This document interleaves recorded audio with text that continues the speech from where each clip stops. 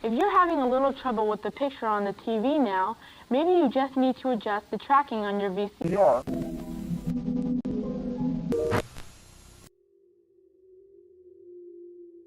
We've been here before. The dark side of YouTube. A home to the disturbed and the tragic that goes well beyond just what we see on our screens. Police are investigating a deadly shooting. A side that shows us just how twisted humanity can really be.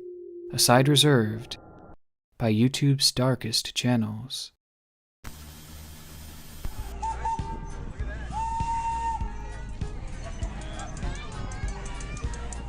Admittedly, it doesn't look like much. In fact, the footage we're watching seems nothing shy of normal. A family spending the day out getting to see Thomas the Tank. It was all smiles and all laughter. On screen, we see the youngest member of the family, Ainsley Stapleton, and her older brother, McEwen. Behind the camera was their father, Matt. And here we see Kelly Stapleton and her daughter, Isabel, or Izzy for short. The video highlighted the family of 5 having one of their many fun days out of the house, with a video being posted to YouTube under the title, Stapleton's Day Out with Thomas. This clip went live all the way back in May of 2008, and would be the first of many videos posted to Kelly Stapleton's YouTube channel. And for the first 2 years of this channel's existence, many videos followed the same mold. Crudely edited clips showing the Stapleton family's wholesome moments.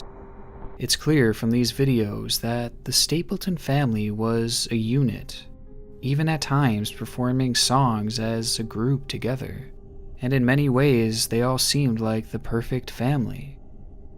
And it's likely that no one could have guessed the disturbing future that they were headed for. As 2010 came around, Kelly seemed to be growing less and less interested in sharing these family clips to YouTube, and by mid-July, the final video was posted before the channel appeared to be dropped for good.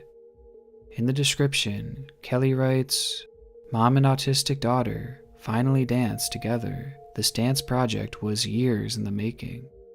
The video shows the heartwarming moments of Kelly and Izzy dancing together on stage. This also served as the first confirmation throughout the channel that the Stapleton's daughter Izzy had autism, a fact that will prove crucial as the story continues. With that upload, Kelly Stapleton's channel fell dormant, and the small channel filled with precious family memories faded into oblivion. However, this wouldn't end up being the last time Kelly would post on YouTube, as after a 3-year-long break, the family would come back with a new string of videos. Videos that were a far cry from the wholesome content they had previously posted. On February 5th, 2013, Kelly would upload a 28-second long clip entitled Typical Day, and fair warning, it's disturbing.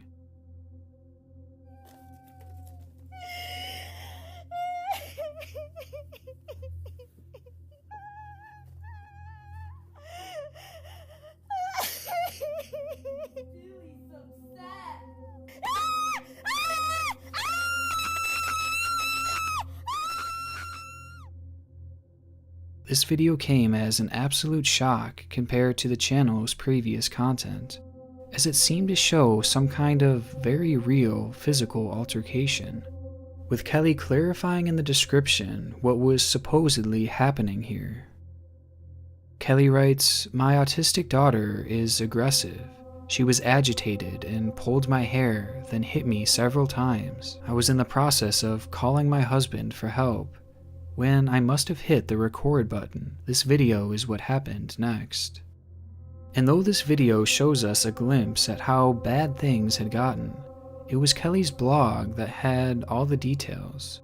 In it, she shares how Izzy had become physically abusive to members of the family, but especially with her, with Kelly even sharing pictures from the hospital where she had to go thanks to one of Izzy's outbursts, and according to Kelly, she was only getting more violent.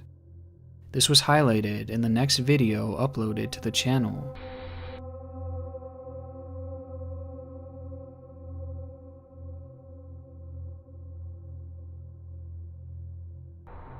Again, this clip shows Izzy acting violently, this time with staff at her residential facility. Around the time of these posts, a news program was actually made on the family story, shedding even more light on their upsetting situation. The story tells of how Izzy had been placed in a special home where she was receiving treatment, and there she had also been having these violent outbursts. It was clear that she needed more time and more treatment there, or perhaps a new form of treatment altogether. But ultimately, Kelly and Matt had ran out of money, and Izzy moved back home. She's gonna come home, and this is not gonna be pretty. Well, you said to me she's gonna kill you. She will. You feel that way? Yes. It's a very sad and twisted situation. A mom afraid of her own daughter. And it's made worse by the fact that this wasn't really Izzy's fault. She was a victim of her own mind, and she needed better treatment to aid with her violent outbursts. During Izzy's time at home, Kelly would make 2 more videos with her, with the final being titled Nightly Prayers, a video that featured no description and no comments. Father, Son, Holy Spirit, Amen. Angel of God, my guardian dear, to whom God's love entrust me here. In the name of the Father, Son, Holy Spirit. Amen. The video shows the mother and daughter praying together, and at a glance, it seemed like maybe Izzy's treatment was starting to work. But strangely enough, this would be the final post ever made to the channel. And in the past 7 years, there's been no activity from the account, effectively marking the end of the Kelly Stapleton channel. It was also around this time that Kelly's blog became virtually inactive. So what ended up happening to the Stapleton family? And why did Kelly stop posting to her blog and to her channel? Well, surprisingly, it was all thanks to a camping trip. 1, 2, 3. When you go camping, what do you have to do? You have to fetch some firewood, that's what campers do. It happened on September 3rd, 2013. Kelly approached Izzy and asked her to go on a mother-daughter camping trip. Izzy agreed, as Kelly had promised she could have as many s'mores as she wanted, which happened to be her favorite snack. So they drove out to a rural spot in Kenzie County, Michigan, and parked their van. There they sat by the fire as Izzy made s'more after s'more, something that I imagine must have made her incredibly happy. After some time, Izzy had got back in the van and sat in the front seat, as her mom packed up their equipment in the back. In the trunk of the vehicle were 2 charcoal stoves that Kelly had brought for their night, so she grabbed them both and set them up in the back seat. She filled them with charcoal and one by one lit them up. Kelly got back in the vehicle and sat in the driver's seat next to Izzy, and as the smoke began to fill the car, she rolled up the windows and locked the doors. Izzy likely had no idea that this was never planned to be a night of camping. It was a planned murder-suicide, a plan hatched by her own mother. It seems that Kelly believed her daughter could no longer be helped, and she was tired of caring for her, and her plan was for the carbon monoxide to kill them both in the van so that neither of them had to deal with this anymore. And so they sat there and they waited as the poisonous gas slowly pushed them closer and closer to death. Kelly would send one final text to Matt before the two drifted off. When the work is over and the stars are shining bright, it's time to go to bed. It's time to say good night. Say good night. How could it go from this to murder-suicide? Upon receiving the first text, Matt immediately notified authorities, and the van would be found hours later. And by some miracle, Kelly and Izzy were both still breathing. It wouldn't take long for Kelly to completely recover, with cops waiting to arrest her as soon as she was discharged.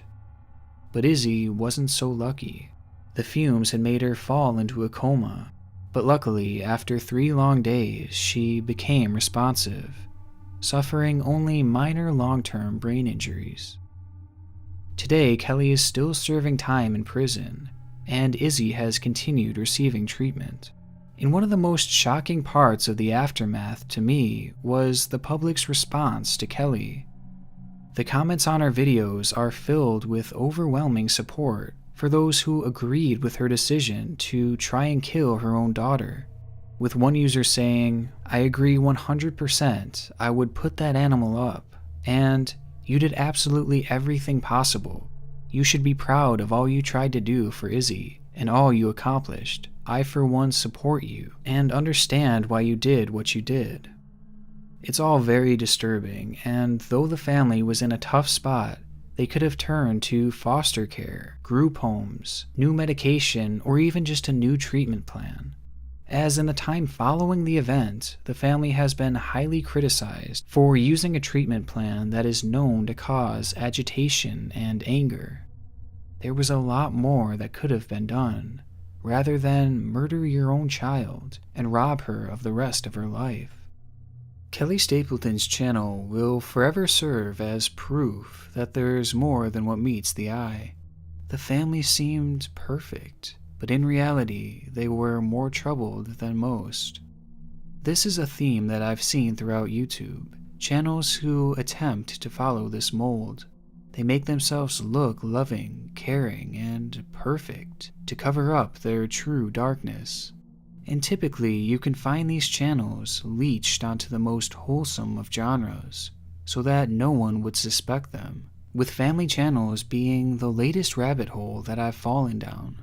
And though a channel such as Daddy05 may have been talked to death and listed as public enemy number 1, there is surprisingly a lesser-known channel, one that was much, much worse.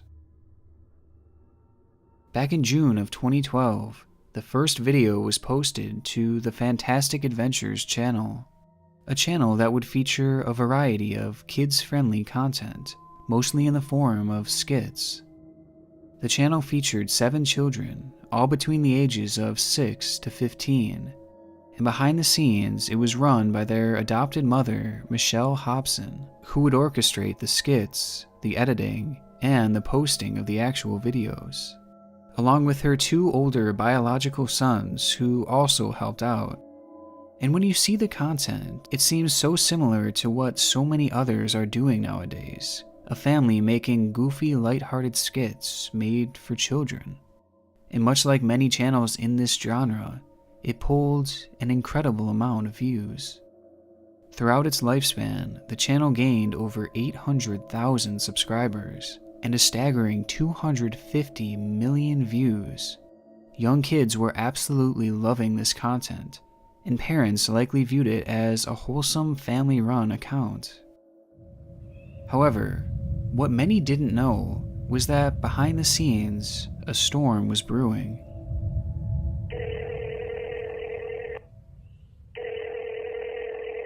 It's now come forward that for years, neighbors were suspicious of the activities taking place in the house. It's unclear what exactly they had seen or heard, but we know that people in the neighborhood had reported Michelle to the Department of Child Safety 15 separate times. That alone is a major indication that something wasn't quite right with a family-run channel. But ultimately, the reports didn't lead to anything, and the family continued operating their page, which meant more money going straight to Michelle's pockets, with the channel's revenue being as high as $3 million per year. Things were looking great for the channel, as the family was nothing shy of a success story. A story that in March of 2019 revealed its biggest plot twist. It was around this time that Michelle's biological daughter, Megan, had noticed some concerning signs with the kids. Megan was no longer living with her mother when they operated the channel, but she would often visit and occasionally even appear in the family sketches. And on these visits, she started to realize that many of the children showed signs of abuse. And so, concerned for her adopted siblings, Megan decided to call authorities and report the potential abuse. And it's a good thing she did. Police would end up making a welfare check at the house that revealed the shocking abuse the children were being put through. The welfare check showed that the kids had been forced into making these YouTube videos, to the point where Michelle had actually pulled the majority of them out of school so that they would have more time to create content. If one of the kids refused to participate, they would be beaten with belts and coat hangers, and even Michelle's own fists. The same would be done to the kids if they stuttered or messed up one of their lines. It's absolutely appalling, and the fact that each of these children were adopted makes one question if this channel was her motive for adopting so many kids, so that she could use them to create content. But the abuse is far worse than just what I've told you. When police entered the home, they found each of the children to be extremely malnourished, being starved and dehydrated. One kid was also found trapped inside of a dark closet with a diaper on, which was supposedly one of their usual punishments. In Michelle's room, there was a closet that had a deadbolt lock on the outside.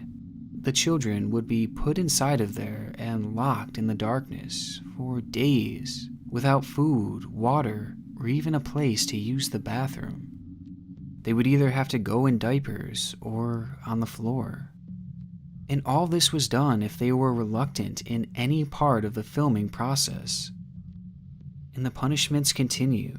They would also be forced into taking ice baths, and if they tried to get out, Michelle would hold their heads underwater for extended periods of time, nearly to the point of drowning these kids. A few of the boys had also told police that Michelle had forcefully grabbed them by their private parts and pinched them so hard to the point that they'd bleed. It's absolutely horrendous to imagine, and it's not even the worst punishment they'd face. Michelle also kept multiple cans of pepper spray in the house, and when the children would misbehave, she would spray them. And not just a little bit, she would cover their entire body from head to toe, with one of the adopted daughters reporting that Michelle had even sprayed her inside of her private area, which put her in extreme pain for days. It's unimaginable, and all this abuse was orchestrated by Michelle to virtually make her adopted children slaves to work on this YouTube channel and make her millions.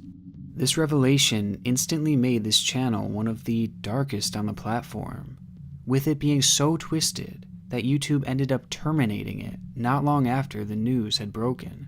If only they took that kind of action with some other accounts. But to add to this morbid story, Michelle would never end up serving a prison sentence. Good evening and thanks for joining us. We're starting with breaking news. Michelle Hobson, the Maricopa woman accused of abusing her adopted kids and forcing them to perform on YouTube videos, died earlier today. Hobson has been sick for a while. She suffered a brain injury while in custody months ago and had missed several court dates. She ended up passing away in November of that year before she could ever face any real consequence. In a story so dark and twisted, Michelle's biological daughter Megan was the true hero. She ended up adopting 2 of the kids, with the others being placed in foster care. And without her, this abuse would likely still be happening because no one would know. It's a shame that Michelle's twisted truths didn't come out any sooner, as they remained hidden in the shadows for years. But this isn't always the case. Some channels will do their best to try and hide their dark backstories, but their attempts don't even last a day, with people immediately questioning their legitimacy. But as we'll see from our final channel, even then, it's oftentimes too late. Which brings us to our final story, the story of Russian pop singer Ziliam Bakev. Born in Chechnya, Bakev grew up with a passion for singing, and those around him knew that he had the voice to make it big.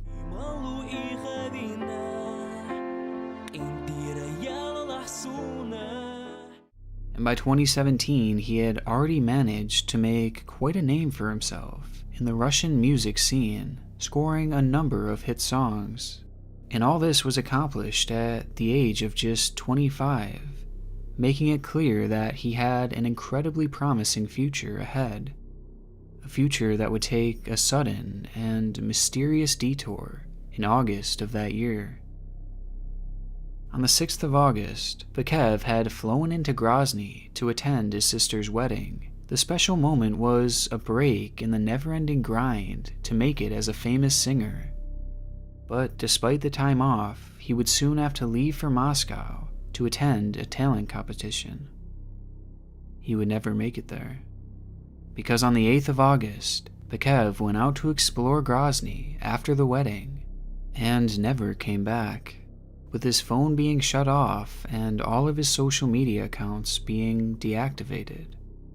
Bakev was at the peak of his career. He was living the life he had always dreamed of, and he just disappeared without a trace or an explanation. Did he run away and start a new life, or was he taken? Nobody knew, as the case became a widespread mystery throughout the region, and it wouldn't go without answers for long, as a break would quickly come in the form of 2 eyewitnesses who had claimed to have seen exactly what happened to Bakev. On the evening of August 8th, 2017, 2 bystanders had witnessed the singer acting in a calm and casual manner. As the bystanders watched, they would witness Bakev as he was approached by SOBR security forces, a rapid reaction military group, a group that typically handles terrorist threats and other major cases like that. The witnesses claimed that after being confronted by the group, Bakev was then placed in handcuffs, put in the vehicle, and driven off, never to be seen again. A seemingly normal-looking singer being detained by a military group. It just didn't make any sense. What kind of risk could this young man have posed?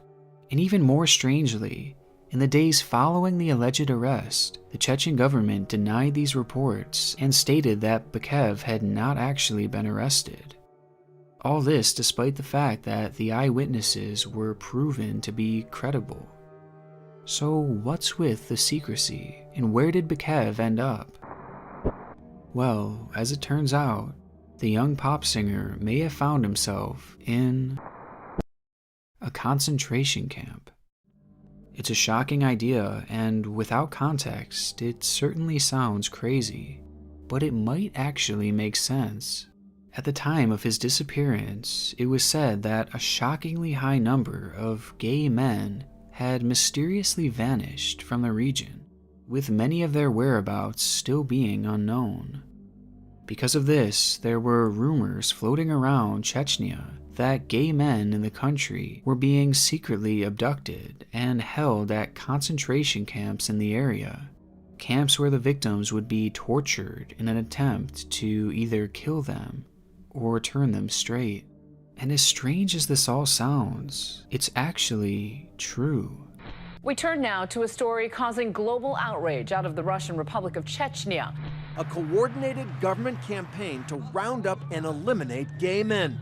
He says he was detained for more than a week, then starved and brutally tortured. It's said that there are frequent purges in the area to rid Chechnya of homosexuality, where victims are abducted by government-led groups and brought to these camps. Those who are sent there are not only tortured,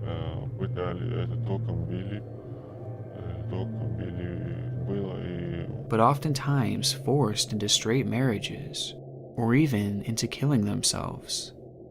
Now, on a few occasions, it's also said that a few of the victims are sent home to their families, which should be a good thing. Well, apparently not, as they are only sent home on the condition that their own families kill them. It's a disturbing and twisted thing that is likely happening right now as we speak, with practically no news coverage here in the US. And truthfully, this whole situation would warrant its own video, so I won't go that far into detail. But nonetheless, these purges are really happening. And as you might have guessed, Bakev was openly gay himself, and he had found himself in Chechnya during the peak of one of these purges. He was also extremely recognizable given his star status, making him an easy target for the military group to abduct. With many assuming this to be the reason for Bakev's disappearance, it seemed likely that he was killed in one of these camps, as it's said that many people who go there don't make it out.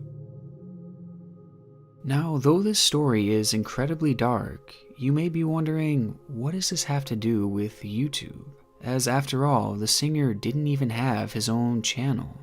Well, this would all change on September 24th of 2017, when Bakev would show the world that he wasn't actually missing, and that he apparently wasn't trapped in an anti-gay concentration camp either. On that day, Bakev would upload a video to a brand new YouTube channel, supposedly showing that he was doing well and that he was now living in Germany. Салам алейкум, Ислам. Рус, подержи-ка. Вот так вот. Не закрывай камеру. He explains how he gave up his life as a singer and had taken up a simpler, more stress-free life. The channel itself consists of just 2 uploads, both coming on the same day, and showing the now former singer dancing and laughing and just appearing to have a good time. It was great news. He seems happy, and it proves that he was alive and not actually in danger. And at least the clips would provide some closure for his family and stop the spread of this rumor. However, as I mentioned previously, it's easy to hide behind a screen and make everything seem perfect. But there's always those who can see right through it. Immediately upon the video's release, loved ones of Bakev claimed that he had been acting completely out of character in these videos. In many instances, his speech and his movements feel strained. Все такие есть спокойные. Напрягаться абсолютно не надо. And there are quite a few examples of seemingly fake laughter. Короче, все в наших руках. Так что, Ислам, обязательно приезжай. And by the second video, he even starts dancing, but you can tell that he seems to be slightly uncomfortable by doing so. Also, there are moments where Bakev is clearly reading off of a script, an idea that could explain his strange behavior. The way Bakev was acting was suspicious, and it wasn't just his behavior, it was also what he was saying. At one point, he says something that translates to, "It's kind of the middle of August. I go to Germany. Everything is in our hands." But in actuality, the video was posted at the end of September, a long ways off from kind of the middle of August, another indication that this was a scripted video that had potentially been recorded over a month ago. But even if it was scripted and recorded earlier, it still shows us that Bakev is safe, right? I mean, he's in Germany after all, far away from the persecution of the Chechen government. Well, analyzing the room further, this point might not actually be true. Just looking at the room, many have noticed that its features are not consistent to a home in Germany. The ceiling, air conditioning vent, wallpaper, and lighting design all don't seem to line up, as from a design perspective, you would be hard-pressed to find any interior like it in Germany, as it's typically never seen in European homes. And rather, this interior design most closely resembles a home from Chechnya. Along with this, both the chair and the couch shown in the footage are Russian-made.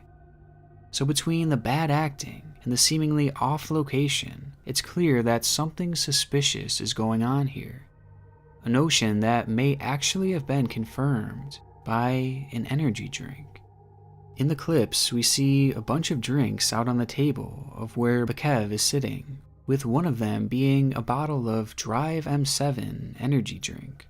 Now this is significant given the fact that this beverage isn't even sold in the German market. However, it's a common staple in Chechnya, a fact that would later be confirmed by PepsiCo themselves.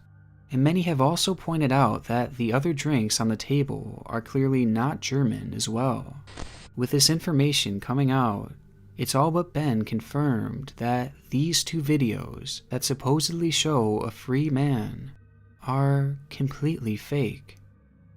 Now, making things even more suspicious, this video came out just 10 days after Bekev's mother had publicly called out the Chechen president about her son's disappearance, an event that caused a minor media frenzy.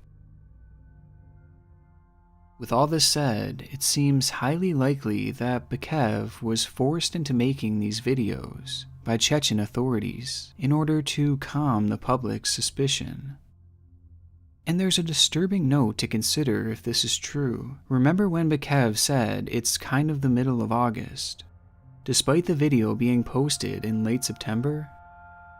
Well, maybe the video actually was filmed all the way back in mid-August, and authorities were holding on to it to release if suspicions ever got high. Which, as we know, at the time the videos were released, Bekev's own mother was calling out the government and getting all the media involved. So by the time these videos were posted, there was a very likely chance that they were already a month old, which means that throughout that time, Bekev was likely being beaten and tortured at a concentration camp where people supposedly didn't last very long. So when this channel was started and these two videos were released, it seems highly likely that Ziliam Bekev was already dead. It's clear that YouTube can be quite a disturbing platform at times, with many of its darkest channels hiding behind masks, and I can only imagine how many more there are out there, hiding in plain sight, just waiting for us to uncover.